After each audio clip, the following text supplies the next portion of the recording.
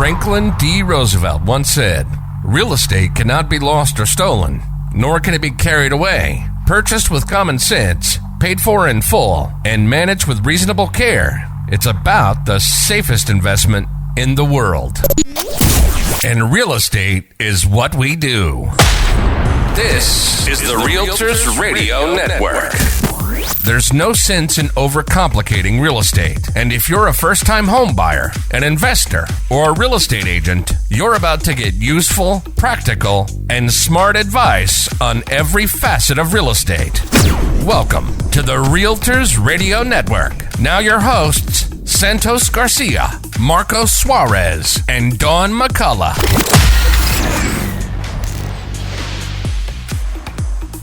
Being in this industry almost 2 decades, thinking back at all these things that have happened, and kind of good, bad, ugly, everything in between, right? We have the rewarding stories, we have the crazy stories. Just thinking back at that, I'm like, wow, there's so much that has happened in all these years.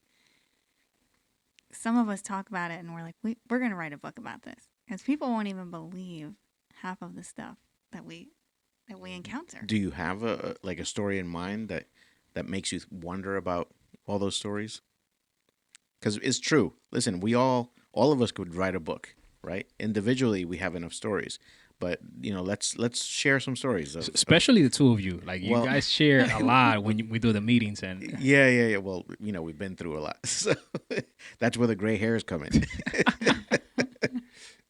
But do you have any stories that you can think of? Tell you what, let's do this.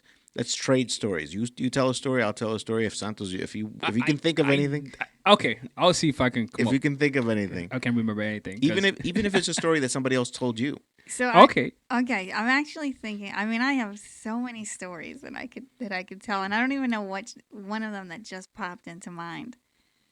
But this agent called me one time after I showed a property, and she says, by any chance, did you or one of your clients take the chicken? So I'm thinking, what chicken? Is it chicken in the refrigerator or a chicken, or what is it? And she says, no, the seller has chickens, or had a chicken in the yard, and now it's gone. And so I have to ask my client, even though I know that nobody took the chicken, and it turns out that one of the neighbors was able to catch it on camera, that I forget what kind of animal, but this animal came in and literally just plucked the chicken. Oh, wow. Wow. Literally got this chicken.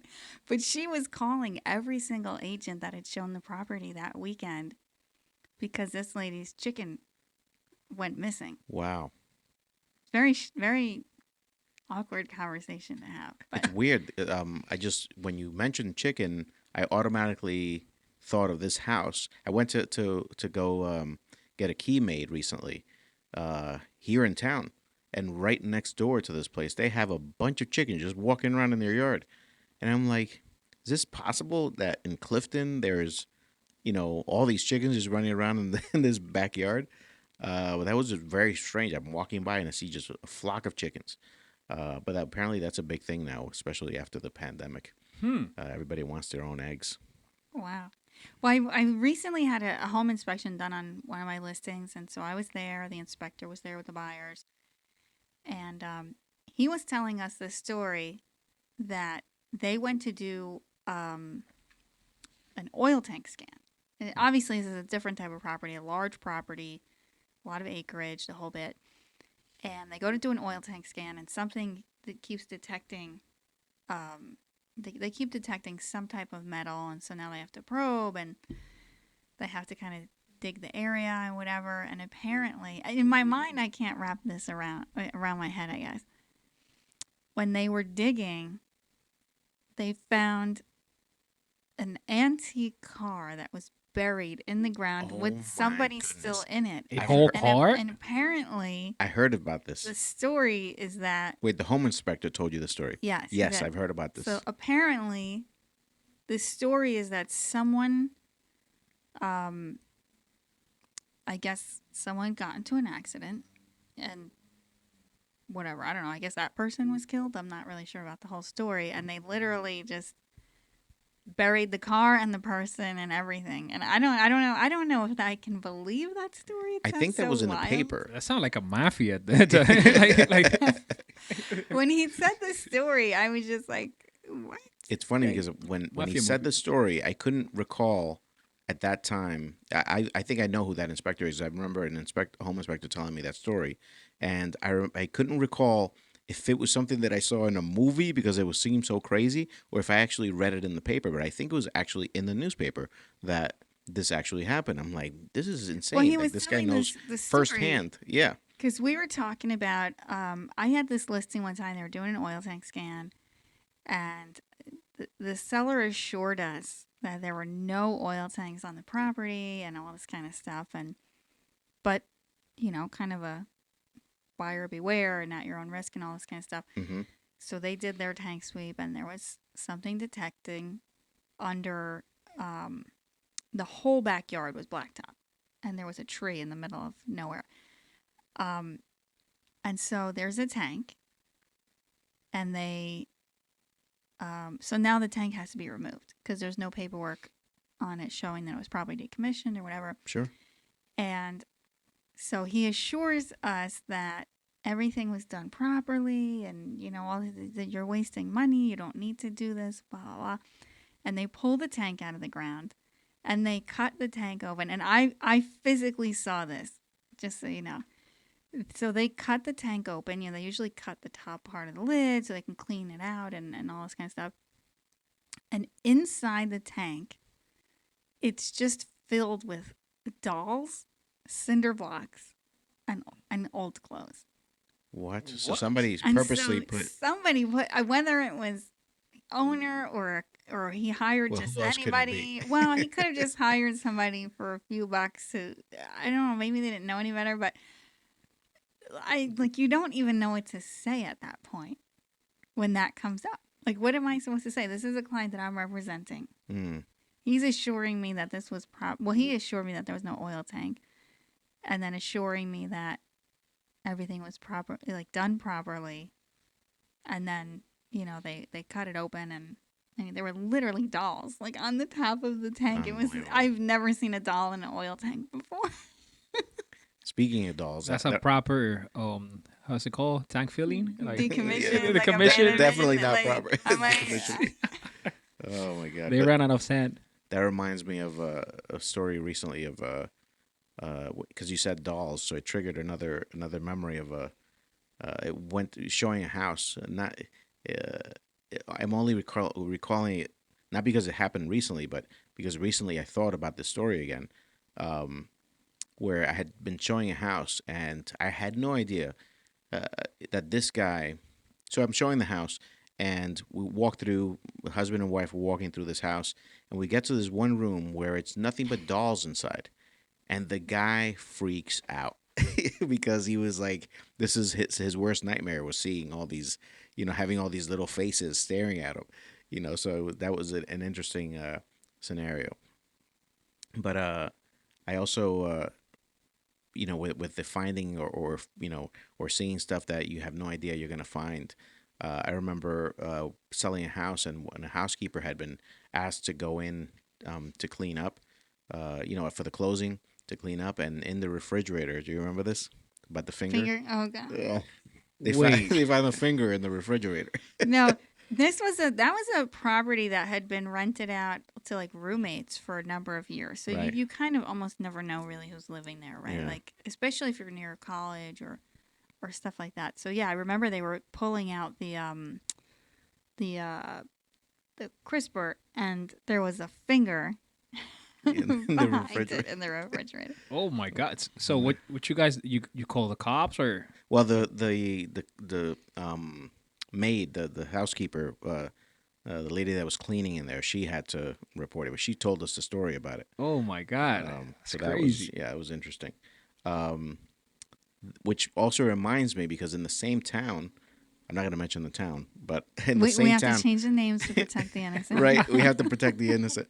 In that same town, and this is 10, 12 years ago, you and I sold we're working with the same buyer, and we got to this house in that town. The guy is very eccentric. He's into what he's into, right? He likes what he likes. And 12 years ago, we roll up into this house, and he tells us that he can't let us into the house without cleaning our feet, our shoes. So he literally grabbed my foot and cleaned the bottom of my shoe with a rag. He threw that rag to the side. He made me step in one foot into the house, then grab my other foot. How's your balance? Yeah, literally grabbing my foot like I was a rag doll, just wiping my feet, and then I could put my other foot in the house. Did you at least get some shoe shining done, or what? He did this for all of us.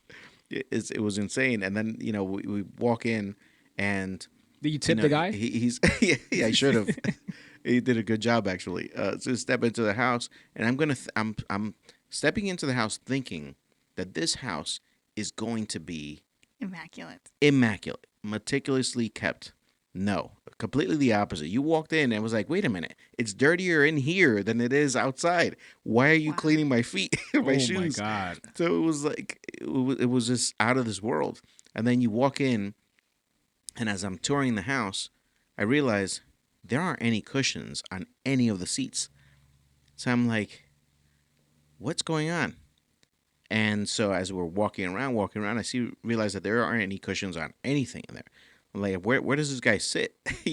So it turns out he takes all of the cushions out, before every showing, so people don't sit in his house. So we go past one particular room, and he's like, don't open that closet. And I was like, oh, it's too late. I had already grabbed it. Were they in the there? door, and all the cushions were in that closet. Oh. And I'm like, do you know all your cushions are in here? Yes, you can't sit in my house. I'm like, oh, okay. It's all good. We weren't going to sit. Yeah, we weren't going to sit, buddy. Like, this is a wreck in here. So, but, the box was good, right? The bones of the house were good. Mm-hmm. Everything was, the size that our clients wanted. And so we get to the closing table. Yeah, we get to the end right before closing. We go to do the walkthrough, and this guy has removed every light bulb, everything you can think of, things that were attached to the house, like so many things that should normally stay with the house. This guy had removed everything. He was crazy. Even some of the doorknobs from the kitchen, like from the cabinets. I'm like, what is going on with this guy? But those are his favorite things from the house, and he was taking them with him. Wow. So yeah, I've seen a few interesting things out there. I think we can go into some animal stories. So animals like what? Cats, dogs? There's one story that is kind of wild. So my client has this dog that's really kind of vicious. Can I say that? Yeah. Well. And so we had to make sure that the dog was out for showings and everything, because we want to make sure that everybody was safe to go in the house. Especially sometimes people bring their children and whatnot. We want to make sure that everybody's safe. So we had a showing scheduled, and usually there's some type of notation in the listing, pet instructions or owner must remove dog or something like that, just so people are aware. And then also, some people have really bad allergies, right? So we just want to make sure everybody's aware. So my client has this dog that's this really, really aggressive. And so for every showing, they have to take the dog out for a walk or whatever so that people can show. So my client texts me and says, hey,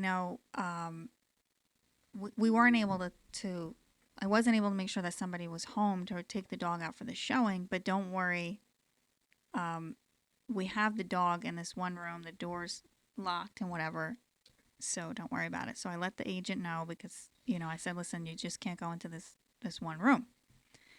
And so the agent is there, and he calls me, and he sends me a picture of a door, and the bottom part of the door is like chewed out. What? And all I can think of is the aggression of the dog, and now they don't know where this dog is. Oh my goodness. Uh-oh. And I'm just like, I don't even know what to say. So now I'm like frantically calling my client, like, listen, somebody nearby, because this dog, I mean, I met the dog. It nearly like knocked me over when. Oh, is it like, that big of a it's dog? just a really big, like it brushed up against me and I almost like fell over. It was kind of like that. Some type of I don't know what kind of dog it is. Maybe a bull mastiff or something like that. Like some really That's a big type dog. of, Yeah. And, But to make a hole in the door, that's a big deal. So I think what happened is the dog must have been on the second floor. So they saw the first floor and went down to the basement. So they come up, Uh-oh. and that dog is waiting for them. Oh my! Like on the.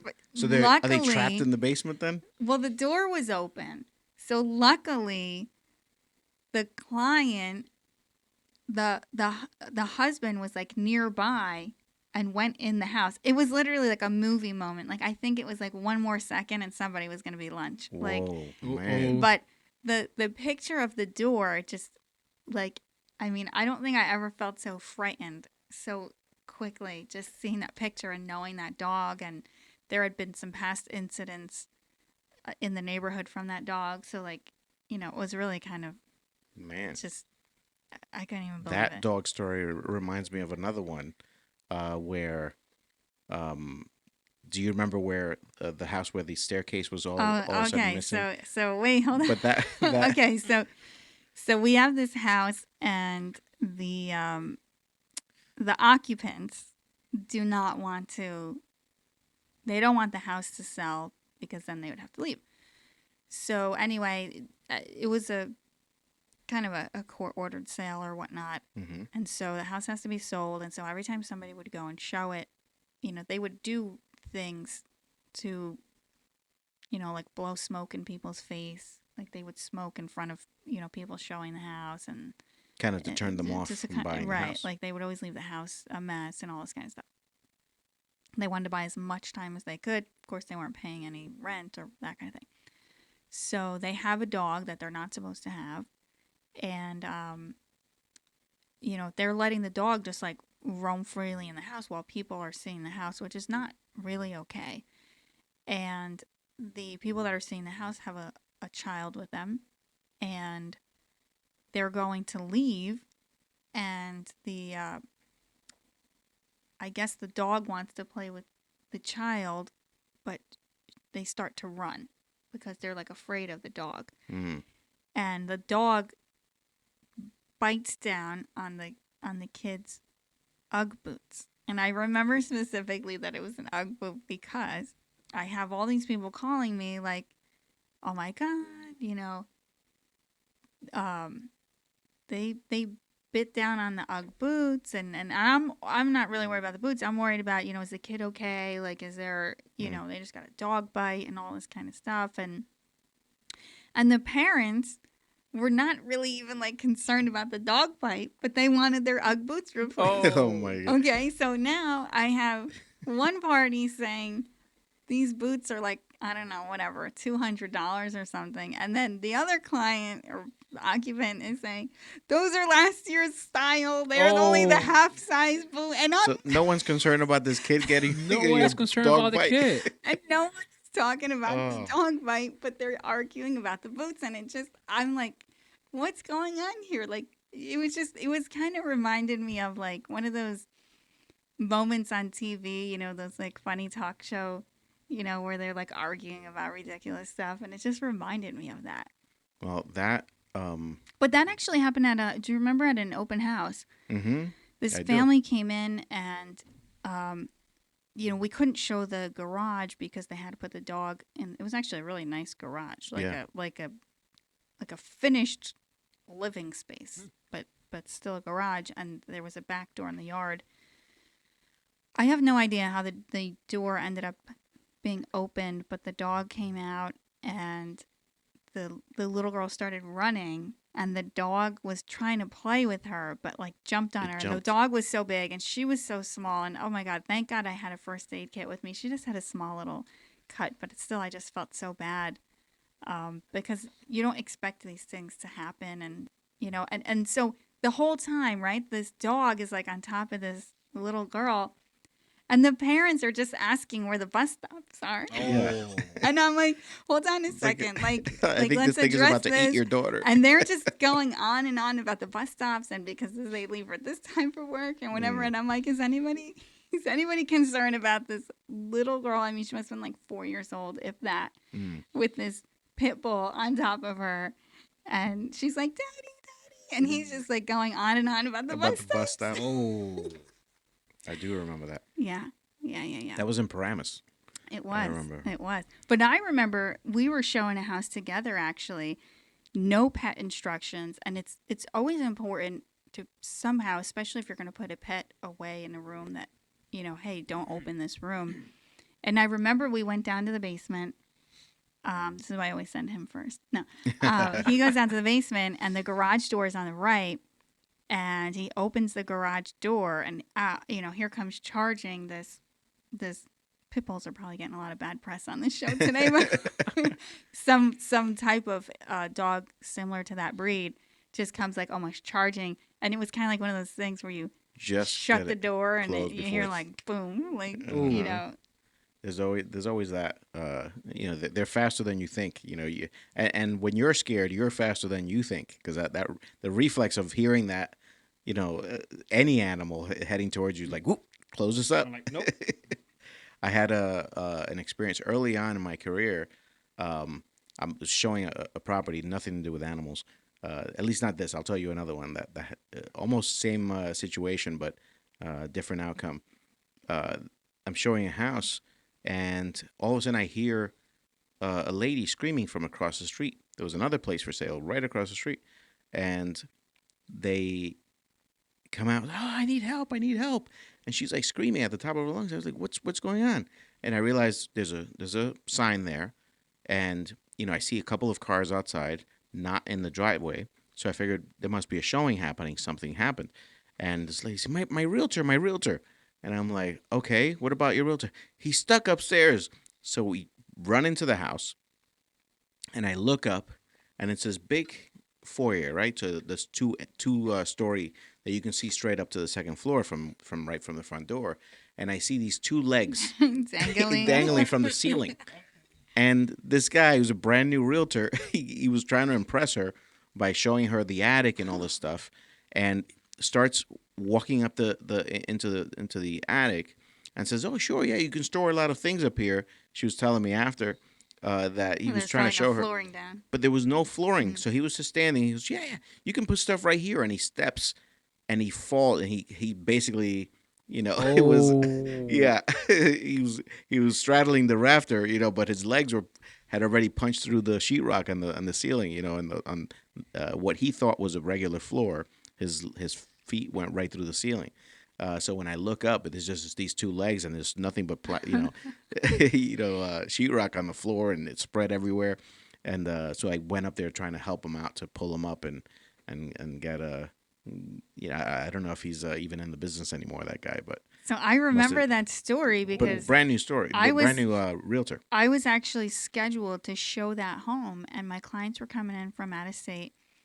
And shortly before we were on our way there, I got a call from the listing agent, and she's like, "Oh, I'm sorry, we have to cancel your showing." And I'm like, "Oh no, but my clients are here from out of state. They're like just here for the day." And I'm like, something, can you just like squeeze us in real quick? And she's like, "Oh no, it's not that. Somebody, and it was that same property, the attic flooring, and there's no hole in the ceiling." So another story with an attic was that a realtor had gone into a house that he thought was haunted, and he tells me about this house, and turns out like a week later I have a showing for that same house. And I'm like, oh, good. I get to see what this guy was talking about. He hears all these noises in the house. And, I'm showing this house, and the sound is there. There's a sound in the house. I'm like, what is going on here? But the sound, it's always like above my head. And I realized, and it's like a ranch. And I think it's an animal in the attic. And then I walk outside just to see if I could see anything. Couldn't see, any evidence of something, going into the house or any open windows or stuff like that. So I'm like, let me just poke my head up here. Uh, and you pull the staircase, that pull down staircase, pulled it down, stick my head up there, just looking around, and all of a sudden I feel this thing woof go past my head. And I'm like, what the heck is that? And it turned out to be a squirrel had gotten up there, Oh and my now goodness. it has all these other things, squirrels up there. But there was one in particular that was still in the house. And now this thing is running around. I'm like, geez, it startled me so much I almost fell off the ladder. I heard Off the stories of staircase. raccoons getting stuck there. Oh yeah, raccoons, because especially if they're up there too long, they get bigger. They're growing. A lot of the baby ones get up there, and now they're growing, and now they're bigger than the hole was when they first came in. Now So they're stuck. so they're stuck in there. So it's always an interesting situation when there's an animal involved. You can't reason with it. You can't say, "Oh, go out through here." It's safe. Go out that way. Nope. I can't do the Nothing you can do. raccoons. I remember when I was brand new in the business and I had gone on an appointment. You were with me. I was not going. I was like kind of shadowing you on an appointment, and we go there, and the guy opens the door, and he says, "Oh my God, we just had like a cleaning crew here yesterday. We're having a big raccoon problem, and they're coming right down the chimney, and they're in our living room, and all this." And then he says, "Can you remove your shoes? My wife doesn't wear shoes in the house." And then all I'm thinking about is, there's like raccoons all over this place. And now you want me to remove my shoes. Oh, I can't do the raccoons thing. We had another property. Remember they said they were coming up through. They said they saw like the little hands Yeah, of the raccoon. I remember. Oh God. I through remember the that sink. property. Yeah, through the sink, exactly, in the kitchen. I don't even they know were what I behind would the do. wall. I would It's have to move crazy. out. I don't think I could deal with that. Imagine you're looking down there, looking for any cleaning product underneath and you see these little hands, tiny hands No. trying to. No. There was this one. And you get a high five. Get a vibe. Oh my God. I would die on the spot. But do you remember this one? And I'm sure you're gonna remember this one. It was in Bloomfield. We were showing this house, and no one warned us. I know what you're gonna say. No one The warned us. basement. We're heading down towards the basement, and Can't no find one any warns us. we can't find any so- lights, by the way. Right, we So couldn't we're find any kinda, like, lights. So I trying to- figure I'll just turn on my phone or something, or I'll just use a flashlight when I'm down there because I can't find a light. So we get down there, and it's you, me, and two other the husband and wife. We're showing this place too. We get down there, finally find a light switch, and when we turn on the lights, this place is lined up with what normally would be fish tanks. But all of these fish tanks are full of snakes, tarantulas, and all this stuff. And somebody yells out, "Oh, the big tarantula got out." And we start freaking out. We all, went up. But there must have been 100 snakes down there. And like 60 or 70 tarantulas and all this stuff. And it was crazy because all in my head, to me, I don't know if it's, the fear sets in and you think this thing is walking on me probably. The tarantula is like. You start feeling it in your whole body. Yeah, like I have bugs on me. Come on, they're Spiders. cute now. Oh my goodness. And they weren't a couple of them were like python type snakes. They were big snakes. One of them was like yellow and white, and it was That was your opportunity to turn into Spider-Man. right. You missed it. You missed it. Yeah, I don't think so. I think I could deal with tarantulas over roaches. I have like a really big fear of roaches. I remember when I was like really brand new in the business, I was doing floor time at the time, right? So I was sitting at the front desk answering the phones, and somebody calls in and they want to see this house. And I was very, very young at the time, and I didn't really know where I was going, so to speak. So I didn't know where I was going. It was a very bad neighborhood. And so I show up, I'm in a business suit, and so I get there and I'm starting to realize that it's a bad neighborhood. And so I knock on the door, and they're I hear some commotion going on inside, and I'm knocking and knocking because my client's here and I have an appointment and I want to show the house. Mm-hmm.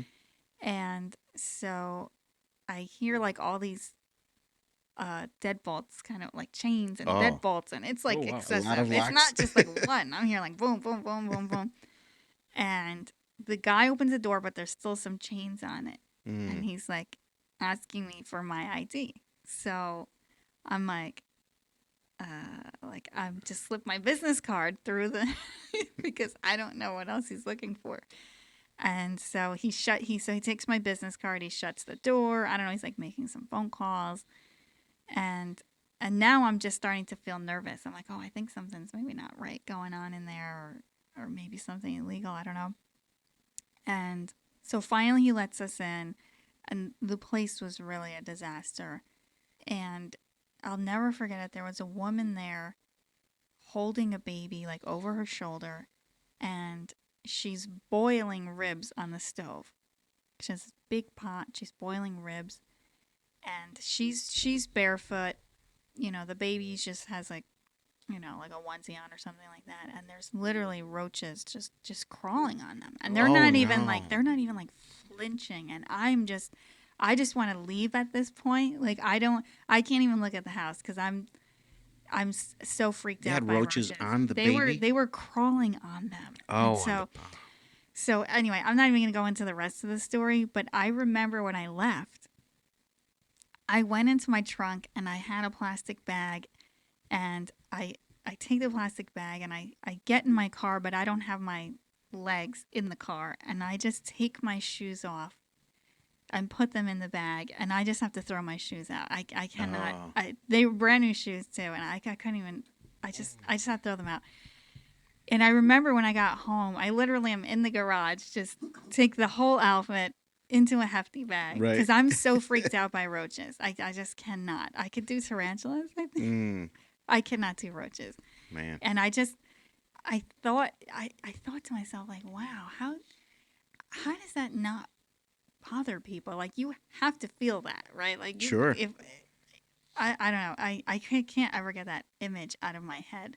So I'll tell you a quick story about. I'm showing a house. Well, I'm on my way to show a house. Actually, you were with me. See if you can remember this. I'm on my way to show a house to Newark, but on my way to Newark, I'm taking Route 21, you know, all the way down there. I'm on 21. The clients are behind me, behind us. I'm pretty sure you were with me. See if you recall this. I think you were with me. Someone else was with me. It's like 15 years ago, easily. But I remember going down this road, and all of a sudden I see this truck, this tractor-trailer truck, like 18-wheeler, shifting lanes back and forth, and all of a sudden it's hitting the divider, you know, between the two, north and southbound, hitting the divider. And I realize something's wrong with that driver. So I nail it. I speed up. I think I was driving a 7 Series or something like that at the time.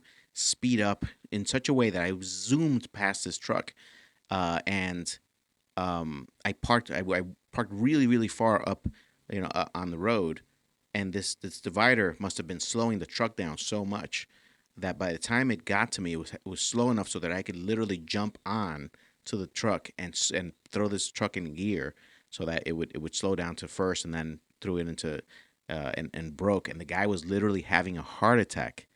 Right there, and I had to call 911 as I'm trying to pump on this guy's chest, and pulled him over and laid him down across both, you know, the whole front, and just pounding on this guy while, and I'm talking to this lady, and that's when I realized how much power these, you know, telephone companies have over your phone, because right after I had dialed 911, that phone call disappeared from the log. And I'm like, how come it doesn't say that I dialed 911? I just, you know, and the cops came really fast. It was a testament to how quickly people work under pressure.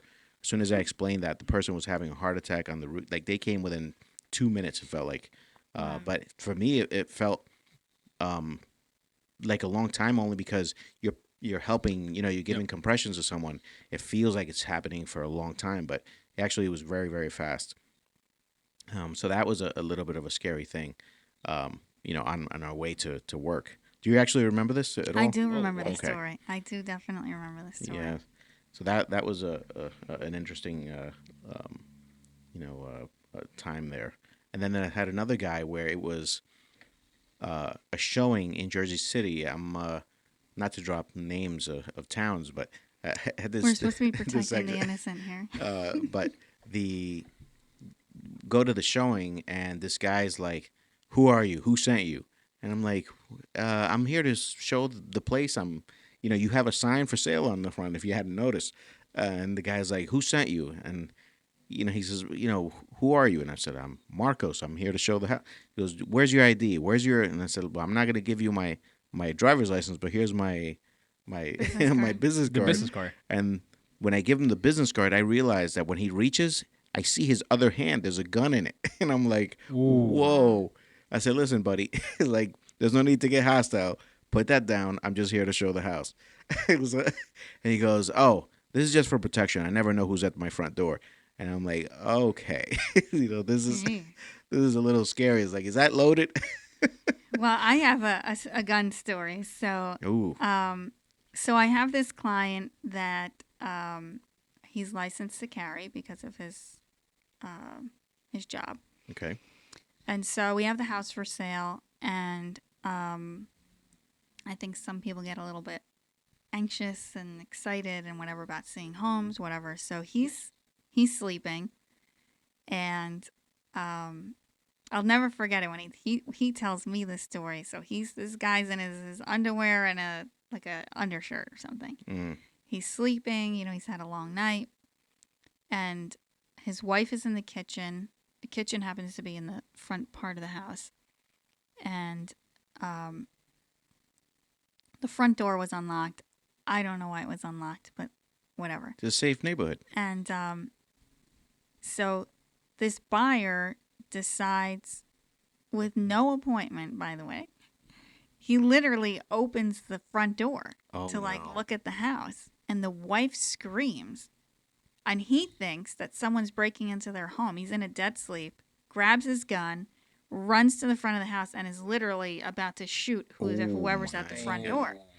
And it was a really, he was telling me the story. He's like, I almost, with the way that his wife screamed, Oh, of course. he knew that there was something wrong. It wasn't a scream like you dropped something and it broke or whatever. It was a scream like There's an somebody's intruder. breaking into our house. And so that's a scary moment. They're lucky he's that good, at restraining himself and not shooting. Because some people will shoot first, ask questions later. Exactly. You're in the house already. So you don't know. You're going to get around the two. I'll tell you a story that happened just this week. It happened to somebody else. They were telling me the story. So the client has cameras. I mean, it's 2023. So I think just in general, you have to expect that as soon as you walk outside your house, you're being recorded. That's just something that you should expect. And so this buyer was waiting, or I guess, he didn't feel like waiting for the realtor. And so the seller starts to get these alerts from his cameras, like there's motion being detected. Okay. And the buyer, there was a first floor bedroom. The buyer opens the window from the outside. I guess it wasn't locked. And sticks his toddler through the window. Oh my goodness. For the toddler to unlock the front door because they didn't want to wait for the. Basically, yes. That's trespassing. And so, I mean, the worst part, I mean, that's I think about it and I'm like, what are you teaching your kids that you're literally putting them through a window? And I remember, and what so what happens is, so now the client is now setting off the alarm to the house. He can do that from his phone. Okay. And he's like, get out of my house. You don't just throw your kid through. I mean, what happens if this kid got hurt? Or what if the house was occupied? I mean, it was vacant. I don't know if that was better Imagine or worse. If there were a couple of attack dogs in there. Now you just fed them to the dogs. You never know. And so he says, oh, no, I was just looking through the window. Listen, buddy, there's video on it. Right. We know that you're in there. And what is that realtor teaching that client? Why isn't that realtor? I would say this, though, sometimes people just don't think unfortunately. And then they're like so excited, and there's this whole frenzy going on in the real estate market right now that I feel like it's causing people to do the wrong thing. And that's not an excuse. It's not okay. Your integrity should never be tested. Right. Both agents and buyers out there are getting desperate. But it's causing this. Everybody's kind of frazzled, and they're getting desperate. They are. But 5 minutes of desperate. I mean, I don't know. Why you couldn't just wait, but it's wait just for wild. your realtor, people. Right. Yeah. I remember during the pandemic, people were like removing the key, throwing away the keys from the lock boxes. Yes. Mm-hmm. Yeah, somebody would show the property, and they were like, "Oh, I like this property. Let me just throw away the key." That's not a pandemic thing. That was learned way before that. So back in 2008 and 9, during all the foreclosure mess, people were just getting, they wanted a really cheap house, foreclosed house. And what they were doing is once they liked the house, they would throw away the key so that other people wouldn't have a chance to see that house and put in an offer, before them. So people had been doing that. And then people smartened up and started doing the electronic lock boxes instead of just those combos. Yeah. Yeah, but it's a crazy thing. I mean, we have so many stories. Do you remember the kid in the closet? We're showing the house. I do. Yeah, he was in the closet, came out of the closet, literally ran like. Yeah, no one knew that this kid was in the closet this whole time they were showing the house. All of a sudden we hear something, and it was like a blur. This kid just runs right by so fast that we couldn't see what it was. It happened so fast, and we go into that room, and it's like, wait a minute, we know we saw something come into this room, and the kid had run from one closet into another closet in that bedroom. And we're like looking around, like, what's going on? And we open the closet, and you can't even see him because he's tucked away all the way inside behind other clothes. And then we realize, hey, this kid lives here. He's just afraid to be out when people are showing the house. So he tucks him. But it was crazy. Yeah, we have a lot of crazy stories. But with those stories, we have a lot of great stories, a lot of rewarding stories. Yes. Families we've served. People that we've been able to get them into their American dream, that they never thought would be possible. We'll definitely have to have another episode about that. Yes. That's both crazy stories and great stories. And great stories. Stories with happy endings. And it looks like you're having a fantastic career. Like every day there's something going on. So what is it that I'm doing wrong? That am I not showing enough properties? Like what's going on? It definitely comes with showing 6,000 or 7,000 houses a year. My God. That comes with that because eventually the law of probability, right? If you do enough math, if you figure out the math. Something's bound to happen. It's so we've seen enough houses. I've had. I remember this one story. It wasn't like a crazy story or anything like that. This lady's dog was so happy. She was an older woman. She had this dog that would be sad whenever she would go away. And this lady had just shown me her home. We're walking out, and the dog must have thought, "Oh, she's leaving for the day, or she's going somewhere without me."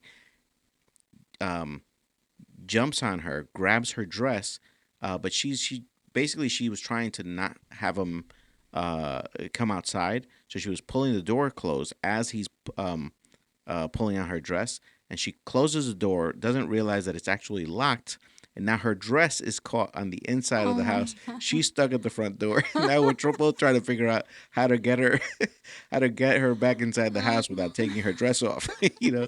And so luckily she had left the sliding doors in the back of the house open, and she remembered that like a minute or two later. But in the first couple of minutes, we were like, "Oh my goodness, this lady's basically pinned to the door with the dress." Oh my goodness! So I had to go inside and go into the house and open the front door. But it was funny. But you have cool stuff like that, that always happens if you are showing enough homes. If you're, Sure. being in the way, you're always going to run into situations where they're funny, they're sad. You're going to have enough stories, throughout your career. Hopefully, we can tell a few great stories. I know we have a lot of those where someone's been in the country just a few years and they've worked hard enough to afford something that they thought they never could. We've had a lot of those. We have, first-time home buyers. We have retirement plans. People we've moved. How many people have we moved to Florida? Yeah. I mean, a lot. we have this one particular set of a family that we moved to Florida. They retired. This husband and wife moved to Florida, and they wrote such a great letter and a note card to us actually. Mm-hmm. They wrote one to you. And our broker at the time too. Yes, and literally I still have it framed somewhere because it was such a nice thing, and people do like, I like that they respected our service so much, and they enjoyed our service so much, and they thought of us so much that they put their pen to paper, right? They decided to write a note card because what we did meant so much to them. And that's what I wish every realtor could experience, is that happiness that we bring to people, that service. And if you're service oriented, stories like that will happen for you. If you put your best foot forward, if you mean what you say and say what you mean, like if you really work earnestly and honestly and trying to help people in their biggest purchase or their biggest sale of their lives, that stuff is going to all come through. It'll happen for them. It'll happen for you too. Nah, definitely. So there you have it. Not only crazy stories, we have a lot of good stories. Yes. Don, Marcos, thank you so much for sharing, and we definitely gonna do more episodes. Yes, we have at least 20 more. we'll change it up for the next time. Alrighty. Anything that you want to say before? No, but we'll see you soon. This is Realtors Radio Network signing off. Keep an ear out for the next episode of the Realtors Radio Network, where Santos Garcia, Marcos Suarez, and Don McCullough share their wealth of real estate knowledge. We hope you've enjoyed the show. Make sure to like, rate, review, and share. Find us on social media at Realtors Radio Network. See you next time on the Realtors Radio Network.